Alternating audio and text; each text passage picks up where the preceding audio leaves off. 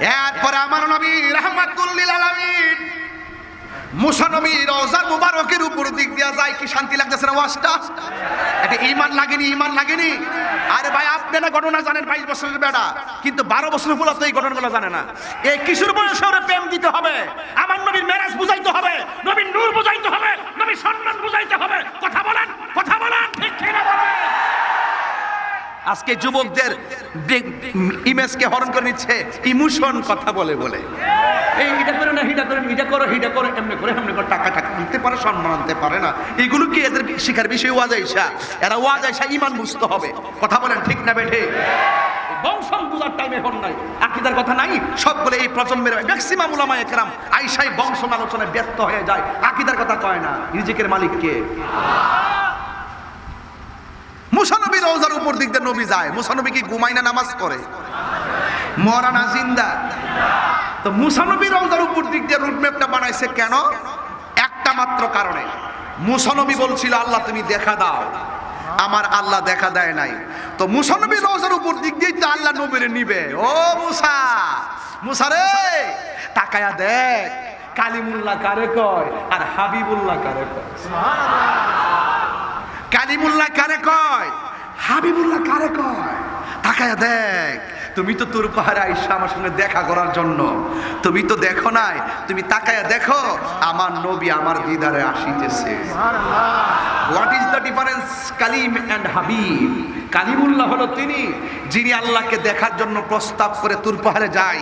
হাবিবুল্লাহ হলো তিনি যিনি ঘরে ঘুমিয়ে থাকে, স্বয়ং রব যাকে দিদার দিতে চায়। এই কথার ওজন যদি বুঝেন তাহলে আমার সূত্র বুঝে যাবেন।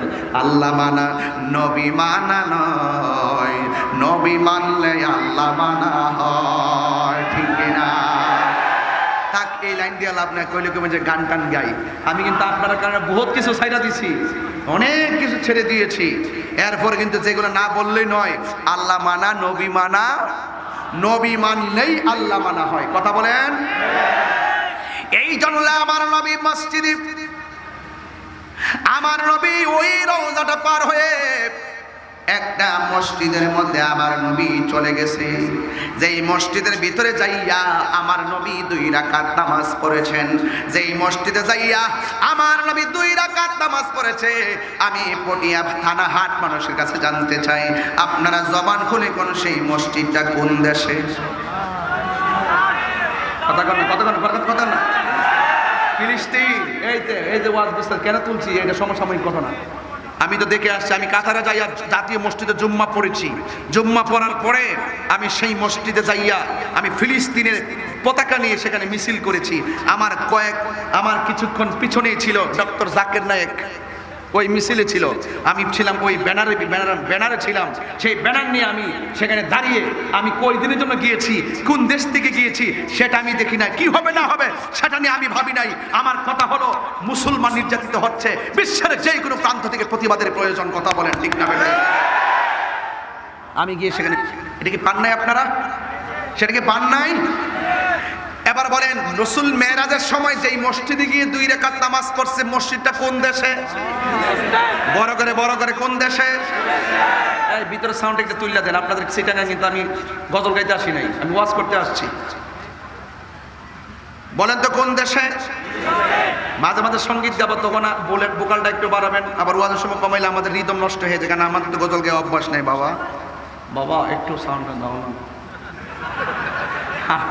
ভিতরে সাউন্ডটা তুলে দেন। সাউন্ড খুব সুন্দর আজকে দেখলাম, বাহিরে খুব আওয়াজ শোনা যায়। মাশাআল্লাহ, আপনাদের এই সাউন্ড সিস্টেম আল্লাহ বরকত দান করুক। কেমন দিছি? ঠিক আছে না? এভাবেই হয়, ভালোবাসা তো এটাকে বলে, ঠিক কিনা বলেন? আমি যেমন ওয়াজ করতেছি খুব প্রাঞ্জল ভাষায় বলার চেষ্টা করতেছি, ওরাও প্রাঞ্জল ভাষায় সাউন্ডটা দেওয়ার চেষ্টা করতেছে।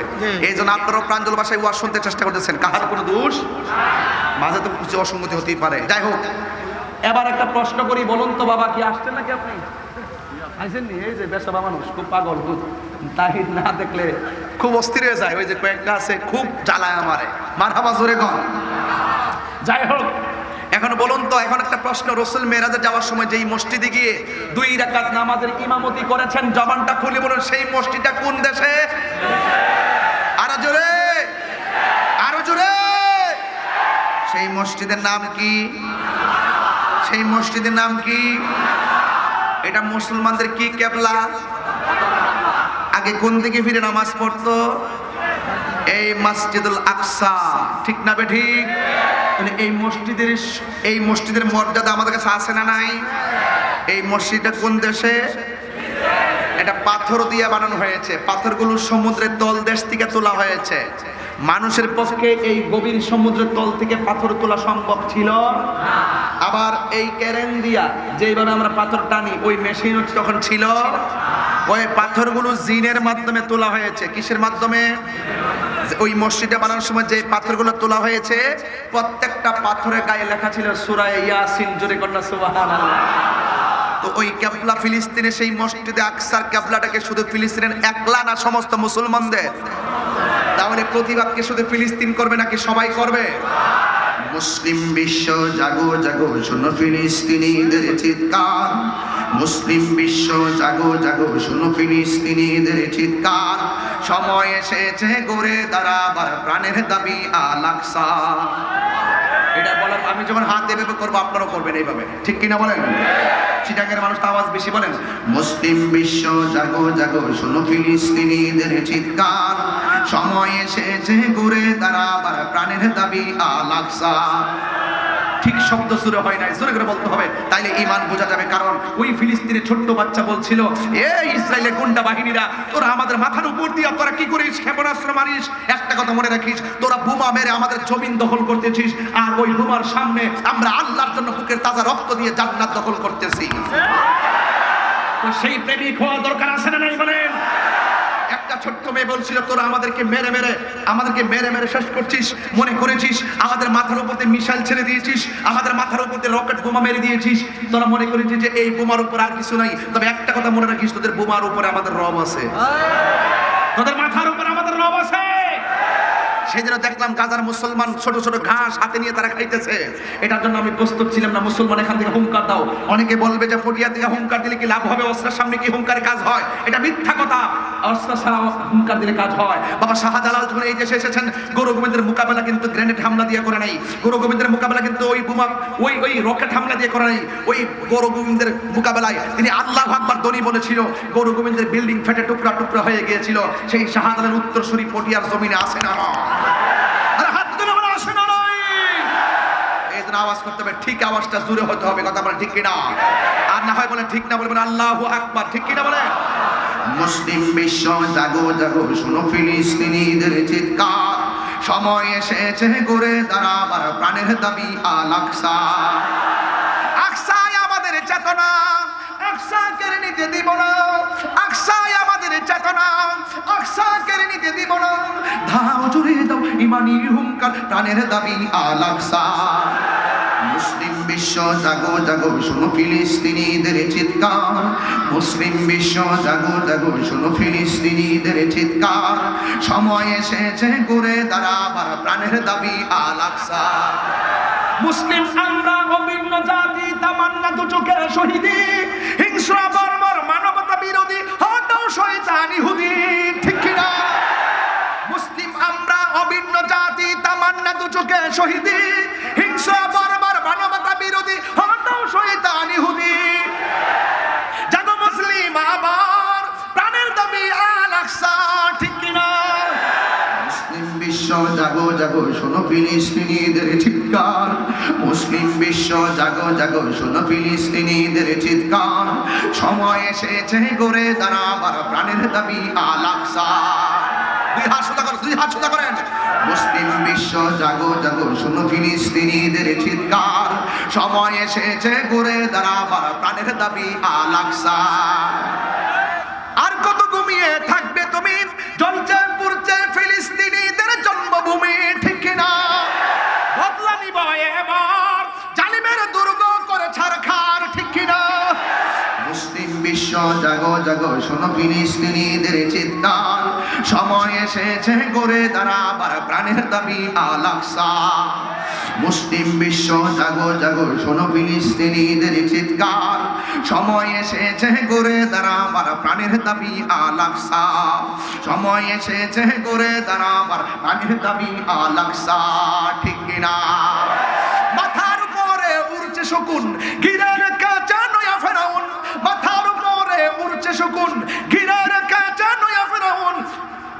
এই ফেরাউন কি আসলে কি ইহুদি না? এই ইহুদির বিরুদ্ধে লড়ে দাঁড়াতে হবে না আমাদের? আরে কথা বলে দাঁড়াতে হবে না? আমি দায়িত্বহীন কণ্ঠে এই পটিয়ার জমিনে বলতে চাই, এই ফিলিস্তিনে মসজিদে আকসা শুধুমাত্র ফিলিস্তিনের একা নয়, এটা সারা বিশ্বের মুসলমানদের কেবলা। ওই কেবলাকে রক্ষা করতে গিয়ে হলে জান দিলে জান দিব, প্রাণ দিলে প্রাণ দিব, রক্ত দিলে রক্ত দিব। কথা বলেন ঠিক কিনা?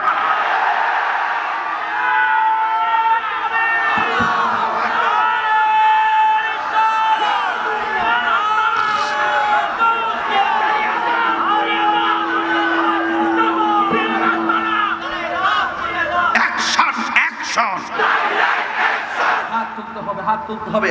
আমি নরম ভাষার ওয়াজ বুঝি না। অ্যাকশন অ্যাকশন প্রস্তুত। আমি তো বিশ্বাস করি এই হাজার মানুষের বীরে যদি একটা প্রেমিক যদি চোখের পানি ছেড়ে দেয়, ওই চোখের পাওয়ার এত বেশি হবে, ইসরায়েলের দুর্গ ভেঙে টুকরা টুকরা হয়ে যাবে। ঠিক কিনা বলেন? ভাই আমাদের মরতে হবে, আমাদেরকে কবরে পিছু দাঁড়াবেন না, আমাদেরকে কবরে চলে যেতে হবে, আমাদেরকে মরতে হবে। কিন্তু আমরা মরার মতো মরতে চাই। আজকে ছোট্ট বাচ্চা যদি বোমার সামনে প্রস্তুত।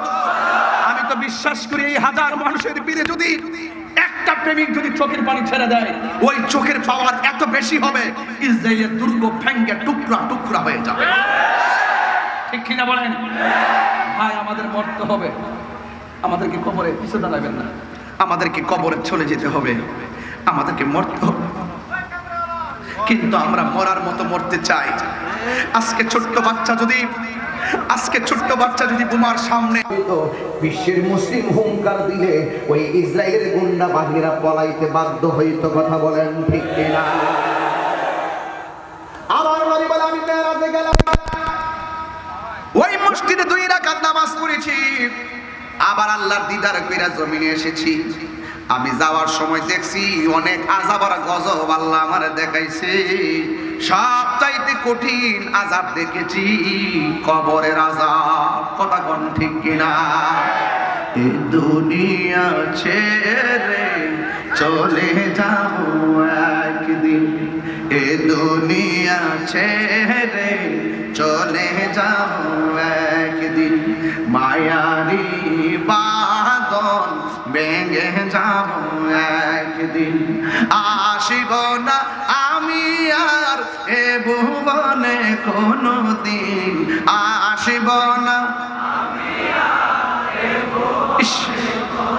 দিন, দুনিয়া ছেড়ে চলে যাব একদিন, মায়ারি বাঁধন ভেঙে যাবে একদিন, মায়ারি বাঁধন ভেঙে যাবে একদিন।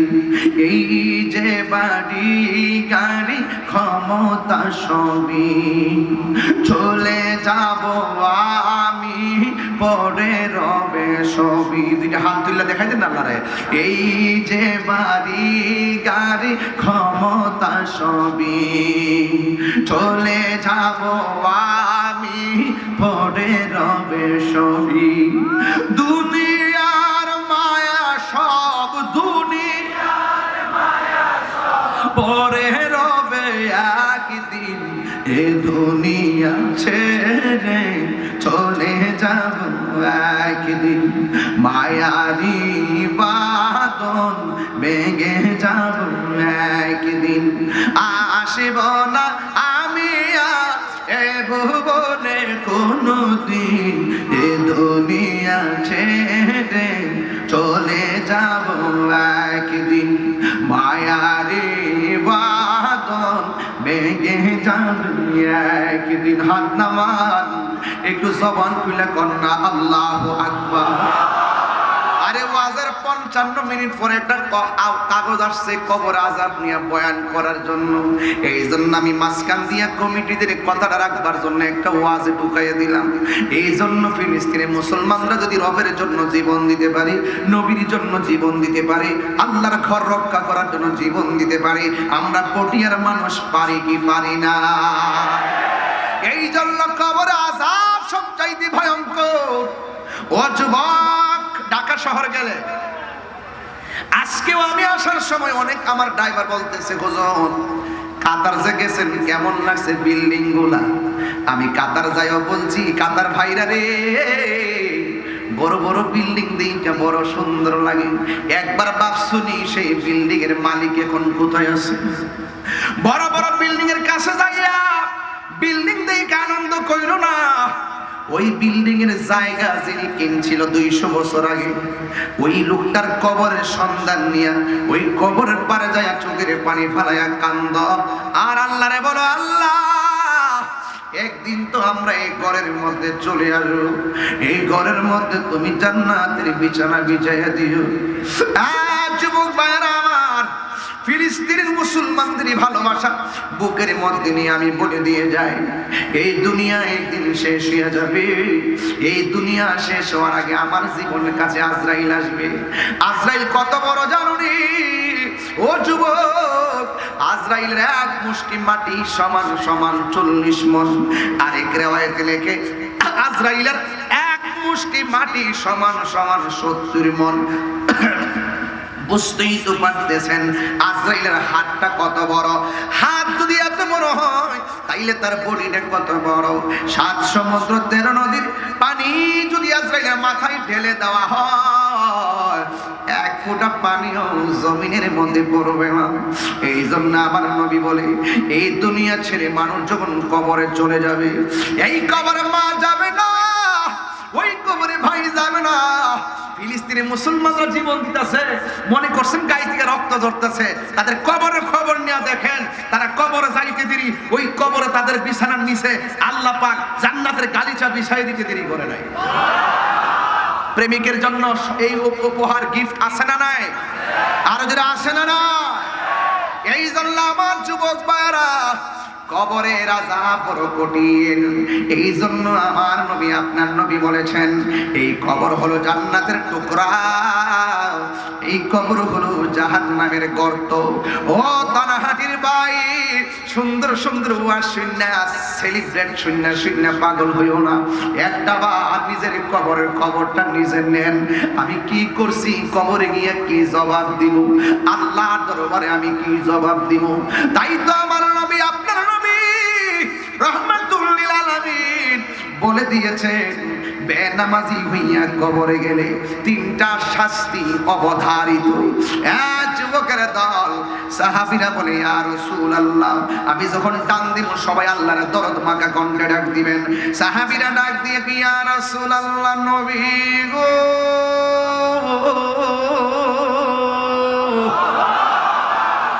মায়ার নবীজি, আমরা জানতে চাই বেনামাজির জন্য কবরের ভিতরে 3টা শাস্তি কি কি? আমার নবী, আপনার নবী বলে, হে উম্মত, বেনামাজি হইয়া কবরে গেলে ওই কবরের মাটি, 2 পাশের যেই মাটি আছে, এই মাটিগুলা তোমার বডিটারে এমন ভাবে চাপা মারবো, এমন ভাবে চাপা মারবো, ডান পাশের হাড্ডিগুলি বাম পাশের হাড্ডির ভিতরে ঢুইকা যাইবো রে। আমার তানাহাট বাজারের বাবারা, মনে কি পড়ে না গো বাবা, এই বাজার ব্যবসায়ী কমিটিদের অনেক সভাপতি ছিল, তারা কিন্তু অনেকে কবরে চলে গেছে। এই বাজার ব্যবসায়ী জীবনে বহুত কমিটি হইছে, যারা মাহফিলের এখানে আয়োজন করত। এমন অনেক মানুষ আজকে কবরে চলে গেছে, কিন্তু কবরে কেমন আছে জানি না। এই কথাটা আমি 2টা জায়গায় ওয়াজ করলে সহ্য করতে পারি না। একটা হলো মা বাবার ওয়াজ, আর একটা কবর ওয়াজ, আর একটা হলো কারবালার ওয়াজ। এই জন্য বড় মায়া লাগে। আমার বাবারে 4 বছর আগে কবরে ঢুকাইয়া দিয়াইলাম, কবরে সুখে কিনা দুঃখে আছে আমি জানি না। আমার দাদা 100 বছর আগে চলে গেছে, দুঃখে কিনা সুখে আছে আমি তাহিনি জানি না। যুবক, আমার নবী বলে, বেনামাজি হইয়া কবরে গেলে ডান পাশের মাটিটা তোমার চাপা মারো, বাম পাশের হাড্ডির ভিতরে ঢুকাইয়া দিব, বাম পাশের হাড্ডিটার মধ্যে চাপা মারো, তোমার হাড্ডির ভিতরে ঢুকে যাইব। বডিটারে এমন ছোট বানায়া কবরটারে এমন সংকোচন করে দিবে রে বাবা। আমার নবী বলে, ওই সময় কবরের মানুষটা মাটির চাপা খাইয়া এমন জোরে চিৎকার মারবো। আমার নবী বলেন, এই কান্নার আমার যদি কোন কোনো মানুষের কানের মধ্যে লাগতো, ওই মানুষের কানের পর্দা পাইটা রক্তক্ষরণ হইয়া লোকটা মারা যাইতো। আমার নবী বলে কবরের মানুষগুলো এমন ভাবে হাউ মাউ কইরা সকাল সন্ধ্যা কান্দে, এই কান্নার আমার যদি পৃথিবীর কোনো মানুষের কানের মধ্যে লাগতো, মানুষ 3 বেলা খাইতে পারতো না, ভালো করে ঘুমাইতে পারতো না, এই আওয়াজে কানের পর্দা পাইটা মারা যাইতো, জানাজা করার মানুষ খুঁজে পাইতো না। যুবক, আমার নবী বলে মাটি চাপা মারবো বেনামাজি রে। 2 নম্বর হলো এই কবরের ভিতরে সাপ ঢুকাইয়া দেওয়া হবে, সাপ তোমার সবল মারবো। 3 নম্বর হলো এমন ভাবে তোমার কবরে জাহান্নামের আগুনের উত্তাপ দেওয়া হবে, এই কবরের ভিতরে আগুন দেওয়ার কারণে তোমার কবরের ভিতরে এমন আযাব শুরু হয়ে যাবে, ওই কবরের মধ্যে জাহান্নামের আগুনের উত্তাপ দুনিয়ার আগুনের চাইতে 70 গুণ গরম। থানা হাট বাজার আগুন লাগলে ফায়ার সার্ভিস আসবে, কিন্তু আমার ঘরের পাশে কবর, এই খবর নেওয়ার কোনো সাধ্য কাহারও নাই। এই কবরের মানুষটা তোমার বাবা, কবরে সুখে কিনা দুঃখে আছে আমি জানি না। ও যুবকের দল এই জন্য নামাজ পড়বেন, তাই তো আমার নবী আপনার নবী বলেছেন কবরটা হলো জান্নাতের টুকরা, আবার কবরটা হলো জাহান্নামের গর্ত। যুবক, এই দুনিয়ার বন্ধু বলো কোনো কাজে আসবে না। আমি মারা গেলে আমার সম্পদের ভাগ নেওয়ার মানুষ অভাব হবে না, কিন্তু আমার কবরের শাস্তির ভাগ পৃথিবীর কেউ নিবে না। শাস্তির ভাগ কি? আমার বডির পাশে আমার মা বসা থাকে, আপনার বডির পাশে আপনার ভাই বসা থাকবে। আজরাইল আয়েশা যখন আপনার রূহটারে নিয়ে যাবে, আপনার যেই যন্ত্রণা শুরু হবে, আপনার মরণের কষ্ট যে শুরু হবে, আপনার কষ্টের ভাগ নেওয়ার কোনো মানুষ থাকবে না। এই জন্য যুবক, পৃথিবীর কেউ আপন নয়। এই জন্য আমি বলছিলাম, যদি কবরের মধ্যে আপন হইতে চাও, ঈমান লাগবে আর নেক আমল লাগবে, এছাড়া আমাদের কোনো উপায় নাই। হেলাই হেলাই কার্য নষ্ট রে, পুরুষ নষ্ট হাটে, খারাপ রাস্তায় গাড়ি নষ্ট, নারী নষ্ট খোলা ঘাটে রে। হেলাই হেলাই কার্য নষ্ট রে, 500 রুটে পয়সা নষ্ট, যুবক নষ্ট মদে, কুসমাজে গেলাম নষ্ট, অখাদক নষ্ট সুদে। আমার যুবকটা আওয়াজ করে কো ঠিক না বেঠি? রুটে পয়সা নষ্ট, যুবক নষ্ট মদে, কুসমাজে গেরাম নষ্ট, খাদক নষ্ট সুদে। আরে টাউনে গুইরা ছাত্র নষ্ট, কীটে নষ্ট ফুল, অতি মায়াই বধূ নষ্ট, দুলাই নষ্ট চুল রে। হেলাই হেলাই কার্য, এটা রাত্রে বয়া বয়া শুনবেন, তাইলে বুঝবেন তাহিরি কি কইয়া গেছে। 2 ঘন্টার ওয়াজ ঢুকাই দিছি গতলটার ভিতরে। হেলাই হেলাই কার্য নষ্ট রে, পুরুষ নষ্ট হাটে, খারাপ রাস্তায় গাড়ি নষ্ট, যুবক নষ্ট, নারী নষ্ট খোলা ঘাটে রে। হেলাই হেলাই কার্য নষ্ট রে। যতই হেলাই খেলো না কেন, একদিন তো রঙের বাজার শেষ হয়ে যাবে। কেহ লইল আতর লোবান, কেহ লইবে জল, কেহ লইব বড়ই পাতা, নয়ন জলে বুক ভাসে রে, কান্দে হাই হাই রে সবাই, হাই হাই রে, হাই হাই রে সবাই, হাই হাই রে। ভাইয়ে কান্দে, বোনে কান্দে, কান্দে আপন জন, কান্দিয়া কান্দিয়া জনম বিদায় তোমায় দিবে রে। কান্দে হাই হাই রে সবাই, হাই হাই রে, হাই হাই রে সবাই, হাই হাই রে। কেহ লইল আতর লোবান, কেহ লইল জল, কেহ লইল বড়ই পাতা, নয়ন জলে বুক ভাসে রে, কান্দে হাই হাই রে সবাই, হাই হাই রে। এ যুবক, মনটা দিয়ে এখন নরম হয়ে গেল। বুঝেছি বাবার কথা বুঝি মনে হইছে, মার কথা বুঝি মনে হয়েছে, দাদার কথা বুঝি মনে হয়েছে। একদিন আমিও চলে গেলে থানাহাট বাজারের মাহফিলে আর আমার দাওয়াত করার জন্য যাবে না, আমার কেউ স্মরণ করবো না। আরে আমার কণ্ঠ দিয়ে কিছু কথা বলতে পারি দেখে আমার বাড়িতে মানুষে দাওয়াত করতে যায়, আমি একটু হুঙ্কার দিয়ে কথা বলার চেষ্টা করি বলে মানুষ আমার বাড়িতে দাওয়াত করতে যাই। একদিন যখন আমার কবরে চলে যাব, কেউ আমার বাড়িতে যাবে না, এই পৃথিবীর কেউ আমার বান্ধব হবে না। যদি আমার জীবনের ফাগলামিটা নবীর জন্য কইরা যাইতাম পারি, যেই কবরে পৃথিবীর কেউ যাবে না, ওই কবরে আমার লাশটা রাখবে, ওই কবরে আমার ভাইয়ের লাশটা রাখবে। কিন্তু ওই নবীর পাগল হইয়া যদি কবরের মধ্যে যাইতে পারে, আমার নবী কইবা, পাগল রে, দুনিয়ার যে ফাগলামি করছিলি আমি নবীর জন্য, আমার আহলে বায়তের জন্য, তোর ফাগলামি আমি মদিনার দিকে দেখছি, আমি তোর মাহফিলে দেখছি। যদি আমার নবী রাজি হইয়া যায়, এই পৃথিবীর কেউ লাগবো না, আমার নবীর দুইটা হাত বাড়াই করবো, আয় আয় আয়। এই কবরে দুনিয়ার কেউ নাই, এই কবরে দুনিয়ার কোনো মানুষ নাই।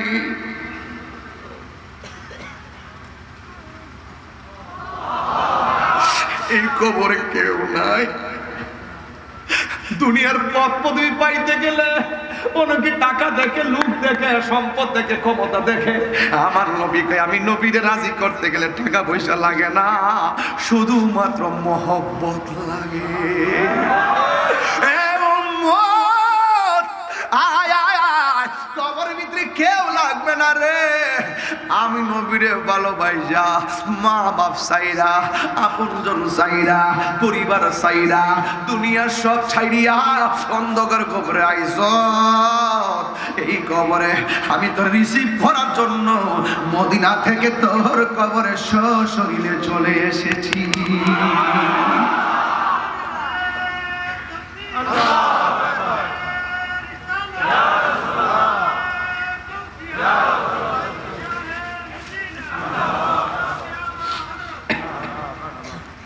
আমার নবী কবরে আসার ক্ষমতা আছে না নাই?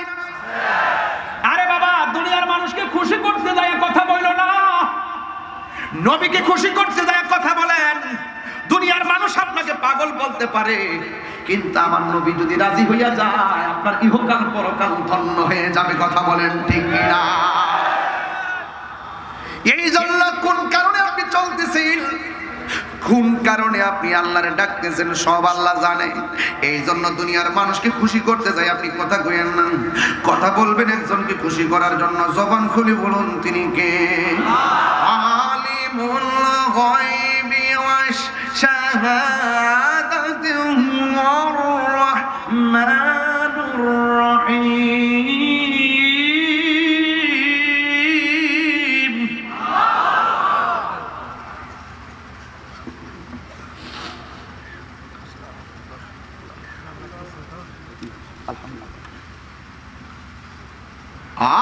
আলিমুল গায়বি ওয়াশ শাহাদাতি ওয়ার রাহমানুর রহিম।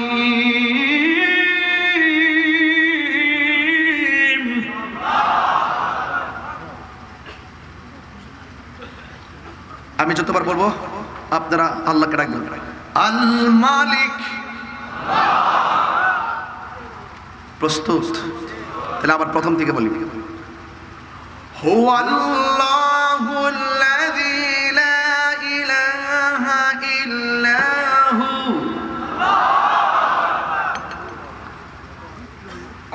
আলিমুল গায়বি ওয়াশ শাহাদাতি হুয়ার রাহমানুর রহিম।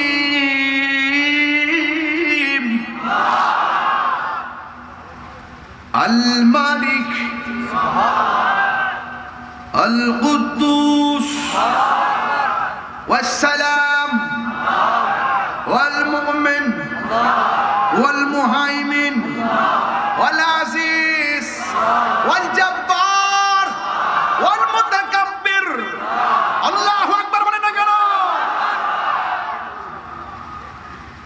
দেখেন কে? আল্লাহকে সন্তুষ্ট করতে কাজ করতে হবে। এক বাচ্চার মাথার খুব টুপি ছিল, আমার মাথায় কি আছে? মাথায় খুব টুপি, মুখে খুব দাড়ি, আজান দিলেই নামাজ, আজান দিলেই নামাজ। ব্যবসা করতো, কি করতো? ব্যবসা, খুব ভালো ব্যবসা করছে, ওজন দিয়া মাপের ব্যবসা, মানুষের কাছে খুব ভালো দাম, মানুষের কাছে খুব সম্মান, মানুষের কাছে খুব মানুষের কাছে খুব সম্মান। লোকটা মারা গেছে, জানা যায় কি মানুষ কম না বেশি?